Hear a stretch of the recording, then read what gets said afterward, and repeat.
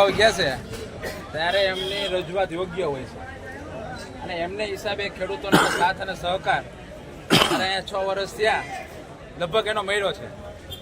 સૌથી પહેલાં મારે એની મુલાકાત કોરોના વખતે થઈ હતી. કોરોના કાળની વખતે લોકડાઉન હતું પણ આખું ગુજરાત બંધ હતું, ઘરની બહાર તમે નહોતા નીકળી શકતા.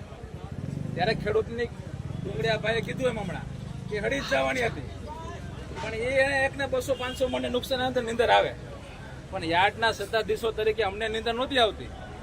કલેક્ટર સાહેબને રાજ્ય સરકારને અમે વિનંતી કરી કે ભાઈ કરોડ થેલા ભર્યા, કેટલા 4-5મો મહિનો તમને ખબર 20 તારીખ ગઈ ને ત્યારે બરોબર 5 વર્ષ થયા. 1 કરોડ થેલા સૌરાષ્ટ્રમાં ભર્યા. 200 રૂપિયાનો ભાવ ગણો, મેં કીધું 500 રૂપિયાનો થેલો થાય એટલે 500 કરોડ રૂપિયાની ડુંગળી હે ને હળી જાય. 2 દી 5 દી રહે ને પૂરો થઈ જાય માલ. એક વખત વીજોપડી પોલીસ સ્ટેશનની જે પોસ્ટ છે ત્યાં 40 ગાડી રોકવામાં આવી કે ભાઈ આ કારખાનામાં જાય છે, યાર્ડમાં નથી જતી. જે તે વખતના પીએસઆઈ મેં ફોન કર્યો, ખટારાનો ફોન આવ્યો મને કે સાહેબ અમને ગાડીઓ રોકે છે અહીંયા. મેં કહ્યું જવા દેજો મેડમ, આ યાર્ડમાં આવે કે ડાયરેક્ટ ફેક્ટરી જાય, આ ખેડૂતે પકવેલી ડુંગળી છે એટલે એના પૈસા થાય અને એના માટેનું મારી પાસે જીઆર છે. કહેતા હોય તો કલેક્ટર સાહેબને વાત કરાવું. એટલે 2020 થી ડુંગળીમાં ખેડૂત ભાઈઓ માટે સરકારે ખૂબ આપણે મદદ કરી છે અને એ વખતે 200-250 ના ભાવ મળ્યા.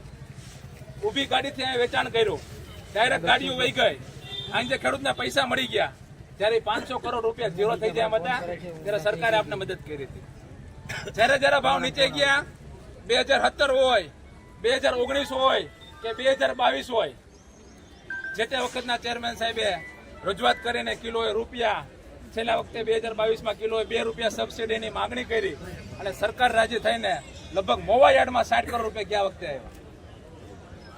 ચાલુ વર્ષે અમે જાણીએ છીએ કે વરસાદ ખૂબ જ થયો, મગફળીના વાવેતર વધારે હતા, ડુંગળી બધાને લગાવી હતી પણ વરસાદ બંધ થાય તો ડુંગળી લગાવી. ડુંગળી લગાવવામાં મોડું થયું પણ 30 નામનો રોગ જે 15 ડિસેમ્બર કે 20 ડિસેમ્બર આવી જાય અને 15 જાન્યુઆરી વાળા કોઈ પણ એગ્રો વાળા હોય ને એ મટાવી ન શકે એવો એટક આવ્યો. પણ છોકરું નાનું હોય અને તાવ આવે તો 15 દી રિકવર થાય પણ મારા જેવડા હોય તો 5 દી થાય. એમ ડુંગળી નાની હતી, રિકવર થવામાં બહુ તકલીફ પડી. હજી તો આ બધી ડુંગળી આવી નહીં, 200-250 મણના ઉતાર આવ્યા. હવે 15 દી પછી ડુંગળી આવશે ને 150 મણના ઉતાર ન થવાની અમને ખબર છે. હકીકત છે ને ભાઈ, હું જાણું છું. 150 માં વેચે તો 22,500 રૂપિયા વીઘે થાય. કેટલા થાય? 22,000. અને અમે કાલ લખીને મોકલું પરમથી સરકારને કે 35,000 થી 40,000 રૂપિયા વીઘાનો ખેડૂતને ખર્ચો છે. જો એટલા મળે ને તો એને કઈ મળે નહીં, એની મહેનત તો ઝીરો થઈ જાય. સરકારમાં લખ્યું, આ તમને વાત કહું છે અત્યારે હકીકત છે. તમે કહો ખેડૂત કેમ આ યાર્ડમાં થાય તમને કહી દો. સરકારમાં લખ્યું, સરકાર પોઝિટિવ થઈ. આવતીકાલે મહુવા માર્કેટિંગ યાર્ડના chairman Shri, vice chairman Shri, ધારાસભ્યશ્રીની અધ્યક્ષતામાં અમારે રૂબરૂ મુલાકાત કરવા કૃષિ મંત્રી રાઘોજીભાઈ પટેલને જવાનું છે. વિધાનસભાનું બજેટ ચાલુ હોય છતાં અમને 11 વાગ્યાનો સમય આપ્યો છે કે ભાઈ ચાલુ વર્ષે ડુંગળીના ભાવ સારા મળ્યા ખેડૂતોને. લાલની સિઝન પૂર્ણ થવા મારે છે પણ સફેદની સિઝન તો હજી 60% બાકી છે. મહુવા યાર્ડમાં અત્યાર સુધીમાં 45 લાખ થેલા આવ્યા. કેટલા આવ્યા? 45 લાખ. 55 થી 60 લાખ થેલા આવવાના છે, એમાં કોઈ શંકાને સ્થાન નથી. એટલે 50 થી 60% માલ હજી સફેદ ડુંગળી મહુવા યાર્ડમાં આવવાની છે. તેમજ ગોંડલ યાર્ડમાં સફેદ આવે તો ત્યાં પણ જવાની છે. પણ જ્યાં યાર્ડમાં જાય ત્યાં સૌરાષ્ટ્રના ખેડૂતે સફેદ ડુંગળી વાવી છે, સૌરાષ્ટ્રના ખેડૂતોને યોગ્ય ભાવ મળે, બાકી બહુ મોટું નુકસાન જાય છે એવી અમે સરકારમાં રજૂઆત કરી છે. પહેલી વસ્તુ આ એમને અનુસંધાને અમારે આવતીકાલે ત્યાં મળવા માટે જવાનું છે. હવે બીજી વસ્તુ હું તમને વાત કરું. ગઈકાલના 50,000 થેલા પેન્ડિંગ હતા. કેટલા બાકી હતા? 50. અત્યાર સુધીમાં 45 લાખ થેલા વેચ્યા, ક્યારે પણ આપણે બંધ રાખવું નથી પડ્યું. 50,000 થેલા પેન્ડિંગ હતા, 80,000 અહીંયા ઉતાર્યા, લગભગ 1.25 લાખ થેલા અહીંયા બાકી છે અને એક દિવસમાં આપણે 1.25 લાખ થેલા વેચી શકીએ. આના સિવાયના આપણે દેવળિયા ખાતે ઉતાર્યા, ત્યાં આપણે જગ્યા ભાડે રાખી, ત્યાં ખેડૂતોને તકલીફ ન પડે, લેનાર વેપારીઓને તકલીફ ન પડે. એટલે 100 ટનનો વેબરી 11 લાખના ખર્ચે આપણે ત્યાં બનાવ્યો. ખેડૂતોની સેવામાં આપણે ત્યાં વધારો કર્યો છે.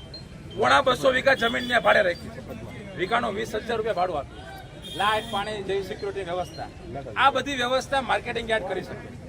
પણ તમે મને એમ કહો કે આના 200 રૂપિયા આપો તો એ કોઈ વ્યવસ્થા અમે કરી શકીએ નહીં. હા, એટલું જરૂર કરી શકો કે તમારા ભેગો રહો, વેપારીને આપણે સમજાવીએ કે ભાઈ યોગ્ય ભાવ તમને મળે એવું કરો. બાકી આજના દિવસે 2 લાખ થેલા સારા, બદલો 20,000, 2 ને 20, અને ગઈકાલના 50 વત્તા 10 બદલો 60,000. 3 લાખ થેલા યાર્ડમાં પડ્યા છે. કેટલા પડ્યા છે ભાઈ? 3 લાખ છે સાહેબ. તમે મારી વાત સાંભળો, વેચે નહીં, મારી વાત સાંભળો, છેલ્લે બોલજો. 1.25 લાખ થેલા આજે વેચાવાના છે. કેટલા? 1.25 લાખ થેલા આજે વેચાય તો 1.5-2 લાખ ની બેલેન્સ રહેવાની છે. તમારા ખેતરમાં તમારી ગાડી અત્યારે ભરાય છે, કોઈ વસ્તુ સાંભળી લેજો, અટકવાનું નથી. આજે આવશે એટલે બીજા 3 લાખ પેન્ડિંગ થવાના. માર્ચ એપ્રિલ ની રજા આવે છે હમણાં એન્ડિંગ ની, પાછું પેન્ડિંગ થવાનું છે. માર્કેટ છે ને એ હવે આપણે હાથની વાત નથી, પણ આપણી રજૂઆત સરકારને કરી છે, એમાં પોઝિટિવ વલણ આવે એ આપણા હાથની વાત છે.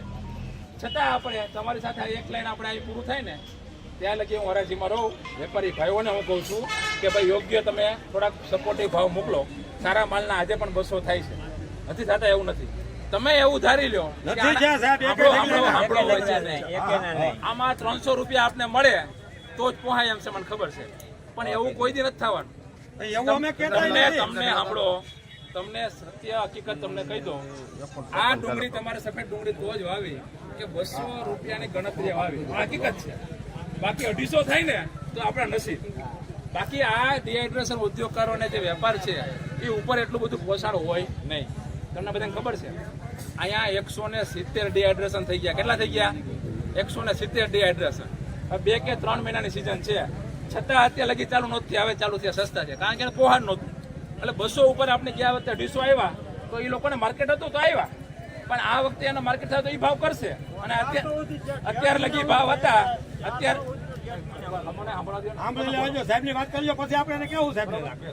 400 નહીં 500 રૂપિયા હતા. એક્સપોર્ટ હતું ને, ડિમાન્ડ હતી 600 રૂપિયા હતા. એટલે એક્સપોર્ટની વાત અલગ હોય, પણ કારખાનામાં 200 થી 250 ના ભાવે કારખાના વાળા, ફેક્ટરી વાળા ખરીદતા હોય, એની આસપાસ ભાવે આપણે એટલે પોહાતું કે આપણે ઉતારા આવતા 300, 350, 400 મણના ખેડૂતોને ઉતારા આવતા કે ભાઈ 200 રૂપિયા આવે ને તો 70-80 હજારનો વીઘો થતો. પણ આ વખતે ઉતારા ઓછા છે અને ભાવ ઓછા છે. એના માટે સરકારમાં આપણે રજૂઆત કરી છે. હરાજી બંધ રાખવાથી કોઈ આપણે ફાયદો થાય એમ નથી. આપણે ફક્ત અહીંયાથી લઈને અહીંયા લગી આપણે પ્રયત્ન કરવાનો છે. જે ખેડૂત ભાઈઓને એવું થાય કે મારી ડુંગળીના ભાવ ઓછા એવા, એ વકલ ઉભો રાખી શકે છે.